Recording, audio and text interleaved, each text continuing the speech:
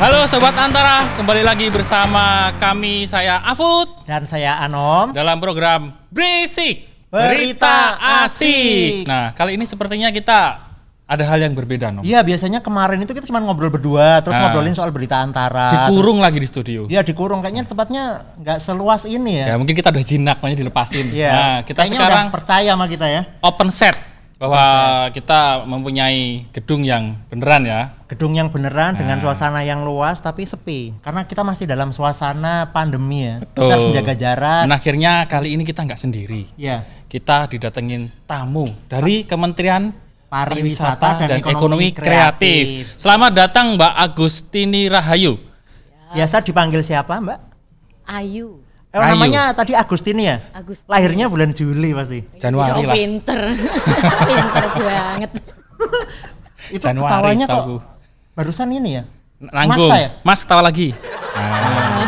Dia dibayar untuk ini. Iya, Mbak. Jadi selamat datang Mbak Ayu di podcast Berisik. Iya, mari kita berisik ya. Biasanya bintang tamu ini paling lama 3 menit, Mbak. Semoga Iya, kapok biasanya kan kita berisik banget. Setelah itu terus pulang minta nagih. Jadi terima kasih Mbak Ayu udah datang di podcast kami, podcast Antara Berisik. Sebagai Kepala Biro Humas Kementerian Pariwisata dan Ekonomi Kreatif Kemenparekraf. Alhamdulillah lancar. Salah. Coba Mbak dikoreksi Mbak, salah kami di mana? Memang Bisa kita dijelaskan. laki-laki itu selalu salah, Nom. Iya, Mbak terima Ayu kan aja. cewek. Nih ya, Kepala Biro Komunikasi Aduh, luput aku.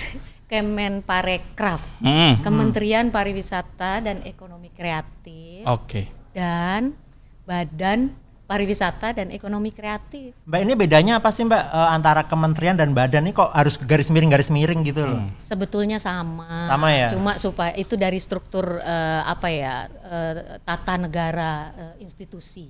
Institusi ya, tatanan hidup baru. Tatanan hidup baru. Tatanan hidup baru. Oke. Kalau kita kebiasaannya kementerian, sekarang campur badan. Oh. Itu udah lama atau baru-baru ini dengan garis miring itu?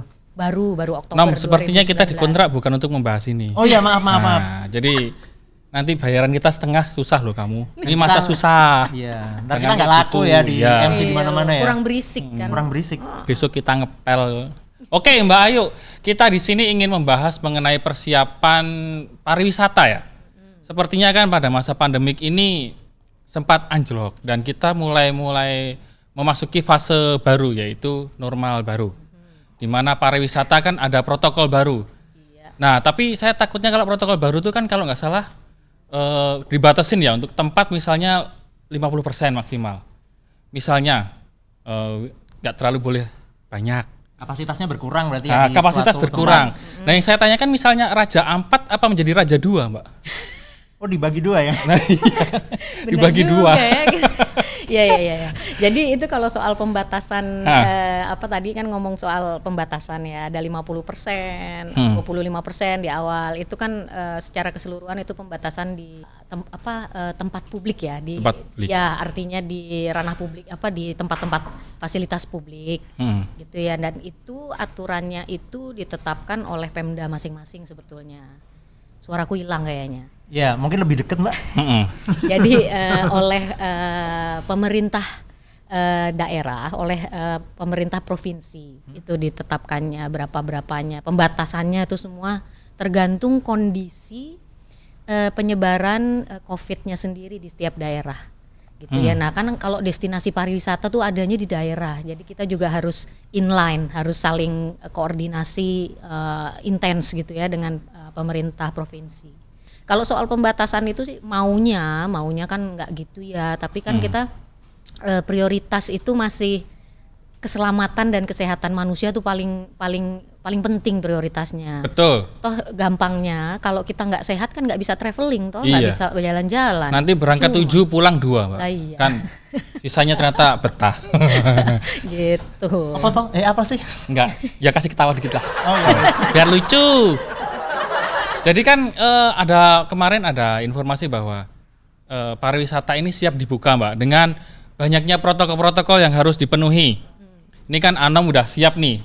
Ya saya sudah siap, saya sebagai traveler sejati. Oh gitu ya. Mana-mana Baru- nyari diskon sih sebenarnya. Baru nyebrang desa sebelah udah bilang traveler dia. Dan itu gratis ya. Tapi Nebeng. taplak meja depan tadi hilang tuh kok. Iya sudahlah. Oh iya. Iya. Masa gini taplak. Taplak.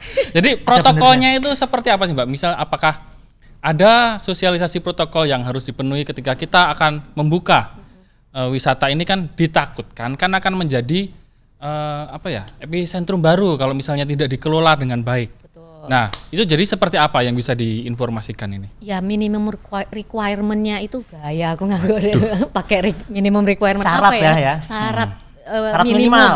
Syarat minimalnya itu adalah memenuhi protokol kesehatan yang ditetapkan oleh Kementerian Kesehatan. Apa itu misalnya? Yaitu tadi cuci tangan sering-sering gitu kan. Terus di setiap fasilitas publiknya ya, termasuk di fasilitas pariwisatanya tuh mesti ada hand sanitizer. Di luar restoran misalnya disediain wastafel untuk cuci sebelum masuk restorannya dan sebagainya. Gitu loh. Jadi harus ada fasilitas yang memang sudah ditetapkan sebagai standar protokol kesehatan. Gitu. Dari mana standarnya? Ya kita harus mengacu ke Kemenkes lah yang punya wewenang untuk menetapkan protokol kesehatan. Itu ada kebiasaan baru nggak sih, atau dengan kebiasaan baru protokol-protokol itu justru memukul dunia pariwisata, ganggu nggak sih? Enggak. Kenapa? Sebetulnya kalau mau di trace back ya, kalau mau dipikir-pikir di dunia hospitality ya, hospitality industry, jadi jiwanya pariwisata tuh sebenarnya dari dulu gitu kan, sebetulnya kebersihan, kesehatan, keselamatan wisatawan itu menjadi prioritas utama gitu ya. Jadi sekarang dengan adanya pandemi ini gitu ya, itu lebih kuat harus diterapkan gitu. Karena jadi mikirin kesehatan juga gitu loh. Tapi kalau soal kenyamanan, keselamatan, kebersihan gitu itu udah jadi prioritas, udah jadi perhatian dunia pariwisata sejak dulu sih. Ini kan wisata itu banyak hal, termasuk kuliner. Nah, benar. Mbak Ayu sendiri bisa berbagi tips nggak sih soal bagaimana kita tetap wisata kuliner terutama biar tetap aman? Nah, itu juga menjadi satu mungkin orang-orang nyebutnya kenormalan baru itu ya. Sebetulnya kembali lagi itu bukan sesuatu yang completely baru gitu ya, tapi menjadi budaya baru mungkin. Kenapa? Karena kuliner ya, kita walaupun seneng jajan yang pinggir-pinggir juga kan lihat-lihat juga dari dulu ya. Kalau dia harus apa yang kita konsumsi itu kan harus memenuhi standar kesehatan, paling enggak katanya kita harus mengkonsumsi kalau dari sisi ajaran-ajaran normatif gitu ya kan, kita harus mengkonsumsi sesuatu yang berguna buat badan kita. Tuh. Gitu tuh. Jadi biasanya kalau makan di pinggir jalan, sekarang di tengah jalan. Ketawa dikit dong. Soalnya kan harus baru kan Mbak. Jangan suka jajan di pinggir jalan, jajannya di tengah jalan. Di tengah. Jadi ini bisa dikatakan ini aslinya budaya lama, tapi dipertegas dengan ketika ada pandemi kita harus lebih bersih lagi, lebih disiplin menerapkan aturan-aturan kebersihan. Tapi biasanya di pinggir jalan yang jorok tuh malah yang enak loh. Iya, herannya di situ. Itu apa ya? Itu kalau kita. Kalau kita beda ya. Sama aku juga. Sama. Cuma ya itu kadang kangen gitu dengan yang gitu-gitu. Tapi gini, sebenarnya ini budaya lama yang kemudian lebih digalakkan lah gitu kalau bahasanya. Ya karena sebenarnya kemarin-kemarin mungkin orang udah hampir lupa gitu ya bahwa itu menjadi satu hal penting, menjadi prioritas gitu. Nah, dengan adanya pandemi ini orang kembali diingatkan bahwa ini penting gitu loh, kesehatan tuh paling penting gitu. Jadi kalau nggak sehat nggak bisa ngapa-ngapain, termasuk nggak bisa jalan-jalan. Kan pariwisata ya, itu banyak. Wisata jalan-jalan, banyak jalan-jalan. Saya tiduran biasanya wisata. Kita ini rebahan dari rumah aja. Mbak, kalau yang dibuka itu wisata, itu apakah nantinya akan serentak dibuka atau akan ada fase-fase terus, atau seluruh di Indonesia itu serentak mulai dibuka, atau memang ada fase-fase ini harus diselesaikan dulu ininya atau itunya gitu? Ada fase-fase. Kenapa? Ya itu tadi yang saya bilang, prioritas pertama pemerintah itu tetap kesehatan dan keselamatan manusia. Jadi kalau mau orang kan memang jujur aja dengan pandemi ini semua terhenti ya. Berapa bulan tuh kemarin saya sih ngalaminnya nggak sampai sebulan sih, saya WFH karena masih sebentar-sebentar harus namanya juga pelayan masyarakat ya gitu. Jadi terpaksanya harus ya dengan cara yang aman untuk diri sendiri gitu ya. Nah kalau soal fase tadi itu gini, memang harus bertahap. Prioritasnya tetap tadi kesehatan. Makanya kita mesti ngelihat dulu di tiap destinasi wisata yang ada, tentunya ada di daerah-daerah, ada di provinsi masing-masing, ada di daerah ya. Itu kita mesti lihat dulu fase perkembangan COVID-nya seperti apa. Oh, berarti kalau kurvanya naik terus, ya jangan dulu gitu, karena ya itu yang mesti membantu mengamati dan menetapkan boleh tidaknya dibuka itu ya akhirnya pemerintah provinsi. Pemerintah provinsi yang memiliki wilayah tersebut. Terus kemudian kalau misalnya wisatawan ini kan ada beberapa jenis, misalnya untuk apakah ini dikhususkan untuk wisatawan lokal, penanganannya seperti apa? Kemudian kalau wisatawan asing apakah memang sudah mulai Kementerian Pariwisata ini apakah mulai merambah protokol untuk mendatangkan wisatawan asing juga? Ya, jadi gini, kalau lihat kondisinya seperti ini ya, kita belum membuka batas negara kita ya sekarang ini ya. Kenapa? Ya karena kita kembali lagi tadi. Pokoknya kuncinya nih kita harus lihat dulu perkembangan pandemi COVID di Indonesia nih gimana. Sambil paralel kita juga meyakinkan masyarakat baik dalam maupun luar negeri, penanganan COVID di Indonesia itu seperti apa? Karena nggak bisa tidak, itu bagian dari kepercayaan pasar terhadap kita kan. Jadi orang harus tahu dulu gitu loh, kita gimana nanganinya. Nanti kalau tiba-tiba datang ke Indonesia terus Indonesia nggak bisa nangani dengan baik kan juga deg-degan. Nah kalau sudah begitu, ya? Benar. Kalau udah begitu, resiko yang lebih besar yang akan kita tanggung. Kenapa?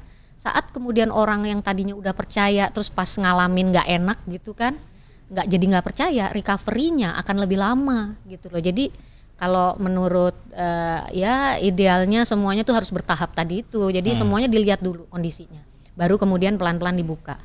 Memang gitu kan kita pariwisata ini terutamanya itu yang terpukul paling telak lah ya gitu ya, karena pergerakan manusianya dihentikan kan gitu ya. Kan kita soul-nya kan di pergerakan manusia tuh.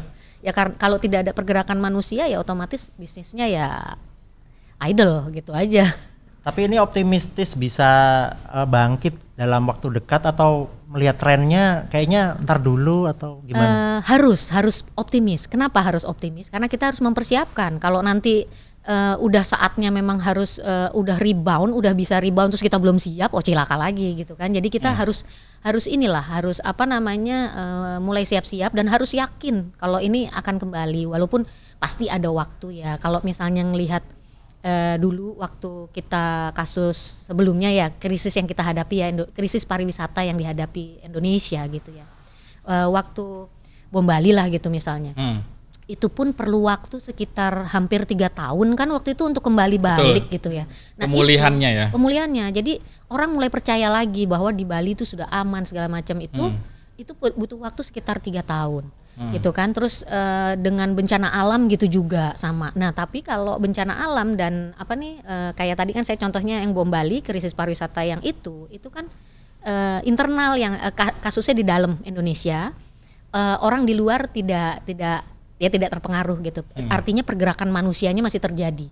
Nah sekarang ini kan ya itu tadi secara global pergerakan manusianya dihentikan gitu kan. Jadi saya nyebutnya sampai Om Covid gitu, saking gara-gara dia lewat kita semua berantakan gitu kan. Jadi itu akan butuh waktu lebih lama gitu ya. Kalau koordinasi dengan transportasi misalnya dengan kan pasti transportasi punya sistem protokol sendiri, misalnya pesawat atau kereta, kapal bahkan. Nah itu Kementerian Pariwisata apakah ada kerjasama atau sosialisasi kepada wisatawan itu seperti apa Pak? Mbak, dengan banyaknya menurut saya ini cukup rumit untuk membuka kembali yang sudah ditutup ini kan, orang masih khawatir jangan-jangan mau ke sini tapi nanti harus kemudian suratnya apa aja. Nah itu gimana? Ya, jadi kalau koordinasi itu kan fungsi pemerintah itu sebenarnya mainly itu utamanya itu cuma 3 fungsi pemerintah. Ya dalam hal ini saya bicara Kemenparekraf ya. Nah itu adalah fungsi koordinasi, mau ngomong koordinatif jadi Kepleset. Jadi koordinasi, terus regulasi dan fasilitasi. Nah, jadi tentunya koordinasi ke tiap-tiap institusi terkait, kita nyebutnya KL ya gitu, kementerian dan lembaga terkait. Terus koordinasi dengan stakeholder, termasuk di dalamnya industri, itu terus kita lakukan gitu ya, dengan Pemda apalagi gitu kan. Nah, jadi kalau koordinasi yang tadi dengan maskapai, dengan kereta perkereta apian, dengan kapal gitu, itu terus-terusan sih gitu ya, karena gimana pun itu kan alat transportasi yang akan membawa manusia yang diantaranya adalah wisatawan gitu. Okay. Ini aku mau tahu soal cara Kementerian Pariwisata dan Ekonomi Kreatif dalam memaksimalkan peran milenial gitu loh, dalam mempromosikan pariwisata yang... Kamu milenial bukan sih? Saya milenial. Saya kan ragu aku. Angkatan sekian.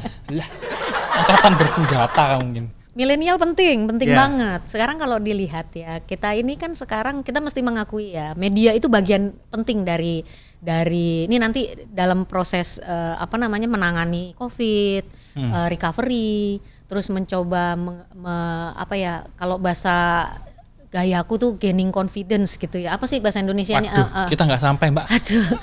Merebut kepercayaan lagi dari pasar, itu media memegang peranan penting. Nah, kita mesti lihat juga kan bahwa media ini juga kan sudah shifting ya gitu ya, dari yang tadinya media-media massa tuh sangat penting gitu ya, memegang peranan penting gitu. Nah, sekarang bergulir juga millennials ini yang punya senjata sosial media gitu ya, yang juga mohon maaf nih aturannya juga belum serigid dengan media massa kan, kayak misalnya kalau TV cetak yang lain-lain itu yang konvensional media itu sudah ada aturan yang mengikat gitu ya. Tapi kalau aturan-aturan sosial media itu ada ITE, tapi kan maksudnya siapapun bisa jadi produsen berita gitu kan. Nah, makanya millennials itu, keterlibatan milenial sangat penting karena yang jadi penduduk asli sosial media gitu ya, yang menjadi media baru ini itu kan kalangan millennials gitu ya. Terus udah gitu juga jangan lupa bahwa kalangan milenial itu yang nantinya akan meneruskan nih semuanya. Jadi kalau pariwisata sih ya istilahnya jualannya juga nggak boleh lupa ke kaum milenial lah, wong dia yang traveling gitu kan. Gitu ya. Jadi aku sedikit cerita nih, aku kan sebagai milenial kan memanfaatkan Instagram biar followernya banyak, kayak traveler selebgram gitu loh. Mereka kan sebulan itu dapat 1.000 follower. Aku udah berusaha kayak gitu, tapi follower paling nambah 2-3 doang. Wajar sih kalau. Padahal udah niru cara-cara mereka gitu loh. Tapi kayaknya gagal. Mungkin gimana ya? Mungkin bakatmu nggak di Instagram atau medsos, Nom? Oh, mungkin aku di Twitter kali ya. Kartu pos tuh loh. Oh, kartu pos. Nah, sahabat pena aja, sahabat pena. Kayak zaman dulu banget. Sahabat pena masih pas kayaknya kamu. Kayaknya zamannya Mbak Ayu ini. Aku sahabat Bobo. Oh, sahabat Bobo. Majalah anak-anak ya. Bona rongrong. Bona rongrong. Oke, Mbak. Kemudian kalau untuk sektor bisnisnya sendiri, Mbak, misalnya kan sepertinya kan udah banyak sektor yang bisa dibilang tertidur sementara, misalnya hotel. Nah, untuk merangsang asosiasi atau pengusaha wisata bisnis pendukung ini biar mulai sedikit demi sedikit bangkit lagi, itu apa yang dilakukan kementerian untuk membangkitkan ini lagi? Ya. Jadi gini, walaupun semua orang bosen kali ya, kita mengadakan webinar lah, VidCon lah, dalam konteks kemarin kan kita ya itu tadi kan dikurung semua, jadi kita melakukan koordinasi, diskusi, menerima masukan-masukan dari stakeholder. Saya ngomongnya pakai bahasa sok-sokan gaya gitu, tapi sebenarnya ini kan industri, di dalamnya asosiasi, ya termasuk Pemda, termasuk mahasiswa tadi, millennials, pelajar lah gitu ya, kalangan akademisi kita nyebutnya. Nah, itu kita ajak untuk bareng-bareng bersinergi. Bersinergi ngapain? Tentunya menerapkan protokol kesehatan ini. Oke. Menerapkan protokol kesehatan di setiap, kalau tadi kan bilang di bisnisnya masing-masing, tadi ada hotel, ada travel agent gitu kan, yang tadinya sempat tertidur itu kita ajak bersinergi untuk menerapkan protokol kesehatan yang kebetulan sudah dikeluarkan oleh Kemenkes melalui keputusan Menteri Kesehatan baru Jumat kemarin kan gitu. Nah, itu harus diterapkan di setiap bisnis mereka gitu ya. Untuk apa? Untuk itu tadi, merangkul kembali kepercayaan, merebut kembali kepercayaan konsumen ya gitu ya. Jadi Itu yang dilakukan. Nah, kita lakukan itu konsentrasinya adalah mainly ke itu dulu, ke wisatawan domestik dulu. Oke. Gitu ya, gitu. Jadi kayak gitu sambil paralel sih, tetap kita ngobrol lah dengan partner-partner mitra-mitra kita di luar negeri sana supaya tetap diingat Indonesia gitu ya. Nggak datang sekarang sih, travel tomorrow lah gitu. Oke. Jadi dipending dulu ya, bisa disimpan. Artinya prosesnya semua berjalan, upayanya berjalan, tapi kalau soal kapan gitu ya, kita juga lihat dulu lah COVID-nya gitu kan, lihat dulu COVID-nya supaya semua aman dulu gitu. Iya, kan gak enak juga ya, misalnya kita wisata ke pantai tapi pakai APD, protokol COVID itu kan gak enak tuh. Kayak astronot penyelam tapi nggak nyelam. Tadi saya habis dapat pertanyaan begini, itu juga aneh tuh Pemda gitu, pantai itu ya, ini kebetulan di Bali sih yang ngomong gitu, industri Bali. Pantai yang ini dibuka, yang ini ditutup. Saya bilang ya iyalah, dilihat dulu di situ di Banjarnya itu COVID-nya berapa. Itu kan betul. Pemda kan tahu persis. Iya. Jadi yang udah dibuka bisa jadi itu private pantai privatnya punyanya resort mungkin yang lebih gampang dikontrol sama dia gitu kan. Kalau yang lainnya kan mungkin agak susah gitu. Nah, jadi kembali lagi itu kewenangan setiap pemerintah provinsi, daerah dan bahkan sampai Banjar-Banjar gitu di desa-desanya gitu. Kalau Empang Resortmu udah dibuka belum? Empang tuh nggak laku ya, jadi udah tutup. Tutup. Kok jadiin lahan parkir? Oh, lahan parkir lebih menguntungkan ya. Iya. Parkir booth atau getek gitu. Oh ya Mbak Ayu, ini aku mau tahu soal pesan Mbak Ayu kepada masyarakat di tengah pandemi COVID ini, terutama di dunia pariwisata. Pesannya adalah soal tadi itu yang saya sebut, travel tomorrow ya. Jadi cita-cita berwisata itu perlu, karena kita semua juga butuh wawasan baru, ngelihat sesuatu yang lebih luas gitu. Jadi cita-cita untuk pariwisata berwisata harus terus dibangun sambil terapkan protokol kesehatan gitu ya. Itu paling penting bener deh. Jadi cuci tangan, batasi jarak gini nih, kayak berjarak gitu ya. Terus sementara ya kalau nggak perlu nggak usah keluar dulu gitu. Tapi kalau perlu mimpi ya, semuanya terus dimulai dari mimpi. Pariwisata itu kan ya bisa lah dicita-citakan dulu gitu ya sekarang. Bikin bucket list, terus lihat virtual tour kan banyak tuh, gitu ya. Itu sih. Jadi kalau saya udah cari dulu infonya. Nah, infonya di mana? Jadi kalau landing page kita, website itu adanya itu di www.kemenparekraf.go.id. Terus kemudian kita juga punya Instagram, karena pariwisata itu kan paling bagus digambarkan lewat foto ya kan gitu. Itu di Instagram kita, Instagram ada @kemenparekraf.ri. Terus kemudian kita juga punya YouTube channel Kemenparekraf. Terus ada Twitter Kemenparekraf juga. Lalu ada TikTok juga ada gitu ya. TikTok semua punya? Iya, ada dong. Kemenparekraf juga. Terus kemudian ada Facebook lah, ya pastilah fanpage gitu ya. Kalau fanpage-nya itu sama, Kemenparekraf. Ya, jadi kalau yang Facebook-nya Kementerian Pariwisata dan Ekonomi Kreatif, panjang ya, gitu ya. Tapi kalau ngetiknya semua di googling Kemenparekraf tuh pasti keluar sih semua. Oke. Gitu ya. Saya mau ngerjain editor, mungkin bisa ditampilkan di sini nanti ya, atau di sini, atau di sini. Ada juga sih kita punya contact center loh, Mas. Nah, contact center WhatsApp-nya Kemenparekraf itu 0811 89 56 767. Jadi sebenarnya kalau tadi disebutkan ada banyak banget kanalnya ya kan, untuk tahu informasinya apa yang terkait dengan pariwisata dan ekonomi kreatif Indonesia. Banyak banget loh kanal komunikasinya. Jadi monggo di ini aja, silakan di diklik dan explore. Kalau teman-teman pengen buang waktu bisa buka IG saya atau Facebook saya. Kalau pengen buang waktu boleh. IG saya juga nggak perlu. Oh, nggak perlu. Baiklah, sudah Mas Editor sudah disebutkan. Nanti tolong ditampilkan tadi ya. Diam Krik. Sip. Oke. Ya. Terima kasih Mbak Ayu atas informasinya. Nom, kalau bucket listmu wisata setelah COVID ini pengen kemana sih? Aku pengen pulang kampung karena belum bisa pulang kampung sampai Waduh. sekarang. Oh, Itu kamu diterima di kampung. ya masih. Masih ya diterima ya. Kalau pulang sekarang tuh takut nanti dikarantina sama kepala desa. Oh iya betul. Kan kadang selain COVID, rabies kan juga dikhawatirkan ya. Kok rabies? Enggak kan dikhawatirkan. Emang aku rabies Oh, apa? enggak, bukan kamu, yang lain lah. Jadi terima kasih Mbak Siap. Ayu atas informasinya mengenai sosialisasi. Jadi sebenarnya memang pariwisata ini sedang memulai bergeliat kembali. Hanya saja sekarang sedang disosialisasikan protokolnya ya bahwa masyarakat tuh boleh, maksudnya untuk memiliki tujuan atau mulai melihat mana sih daerah yang sudah aman. Tapi tetap harus dicek dulu ya Mbak bahwa daerah tersebut masih merah atau sudah hijau seperti Ya. itu. Kalau kampungmu hijau atau Kampungku itu warnanya ungu. ungu? Heeh. Medeni.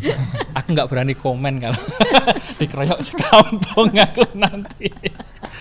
Baiklah, Sobat Antara, terima kasih atas kehadirannya Mbak Ayu dari Kementerian Parekraf yang disingkat cukup menjadi badan tadi ya. Mungkin selanjutnya akan ada informasi-informasi lagi dari Kementerian Parekraf yang akan kita sampaikan nantinya di episode selanjutnya. Dan Nom, ada yang perlu disampaikan mengenai tips-tips mengenai milenial tadi mungkin yang siap mulai traveling. Kamu kan ngaku traveler nih tadi. Ya. Ya pokoknya sekarang nggak apa-apa buat browsing-browsing tempat wisata, terutamanya di Indonesia. Betul. Bikin daftar mau kemana aja, siapin semua alat-alat yang penting untuk mengamankan diri kita sesuai Betul. protokol kesehatan. Betul, seperti masker.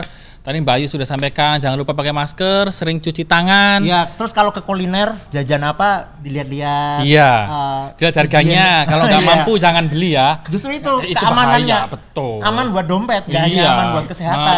Jadi dipersiapkan semua lah. Jangan-jangan kita aman beli, ketika pulang nggak bisa pulang, itu kan nggak aman juga. Itu Tiketnya habis. terancam. Heeh.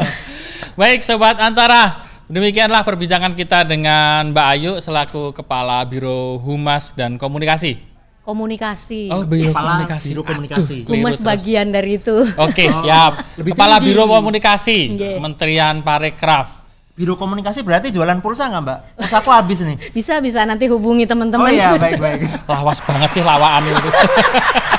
Baik Sobat Antara, tetap scroll di Antara News dan baca berita baik, terutama cek juga tujuan wisata yang sudah aman di websitenya Kementerian Pariwisata. Untuk selanjutnya mungkin bisa kita patuhi protokol-protokol kesehatan agar kita tetap terhindar dari COVID dan kita tetap melawan berjuang dengan beliau-beliau kecil yang tidak kelihatan ini agar tetap hilang, tapi pariwisata kita bangkit kembali dan hashtag Wonderful Indonesia itu kembali kita sematkan. bangun, Oke. sematkan. Sampai jumpa di episode selanjutnya. Terima kasih Mbak Ayu, boleh dada ke kamera. Kameraku sana ya. Kamera tengah.